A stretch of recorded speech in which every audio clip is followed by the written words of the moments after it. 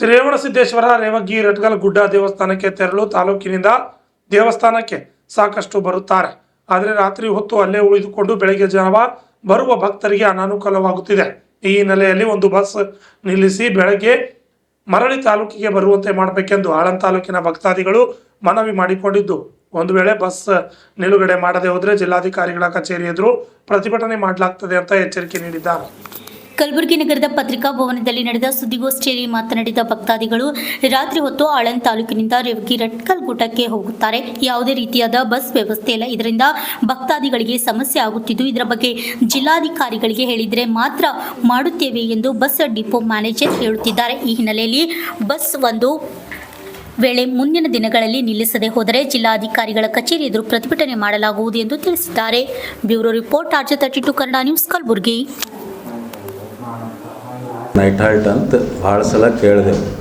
ಅಲ್ಲಿಂದ ಹರ್ಷಾನಂದ್ ಗುತ್ತೇದಾರವ್ರು ಲೆಟರ್ ಕೊಟ್ಟರು, ನಮ್ಮ ಮಾಜಿ ಶಾಸಕರು ಲೆಟರ್ ಕೊಟ್ಟರು, ಯಾರು ಕೊಟ್ಟರು ಬಸ್ ಹಾಕಲಾಗ್ಯಾರ. ಅಲ್ಲಿನ ಭಕ್ತರು ನಮಗೆ ಕೇಳ್ತಾರೆ, ಗುಡಿ ನೀವು ಯಾಕೆ ಬಸ್ ಇದು ಮಾಡಲಾಗಿರಿ, ನಾವು ಭಕ್ತರು ಭಾಳ ಮಂದಿ ಇದ್ದೇವೆ ಆಳಂದಿಂದ ಬರೋರು ಅಂತ.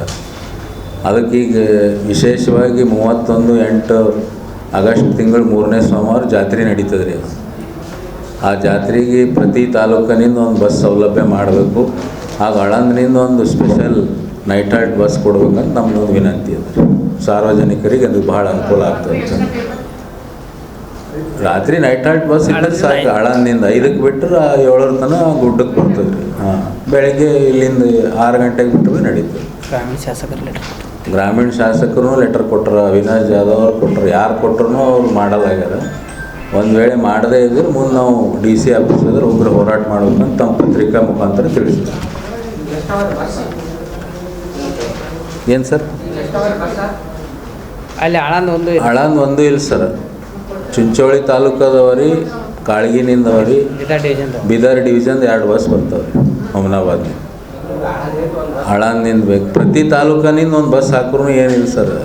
ಸಾವಿರಾರು ಜನ ಡೈಲಿ ಬರ್ತಾರೆ, ರೆಗ್ಯುಲರ್ ಬೇಕು ರೀ. ಜಾತ್ರೆ ಸಲುವಾಗಿ ಪ್ರತಿ ತಾಲೂಕಿನಿಂದ ಒಂದು ಬಸ್ ಅಪ್ ಆ್ಯಂಡ್ ಡೌನ್ ಮಾಡಿಸೋದು ತಪ್ಪಿಲ್ಲ. ಯಾಕಂದ್ರೆ ಲಕ್ಷಾಂತರ ಭಕ್ತರು ಬರ್ತಾರೆ ಅಲ್ಲಿ.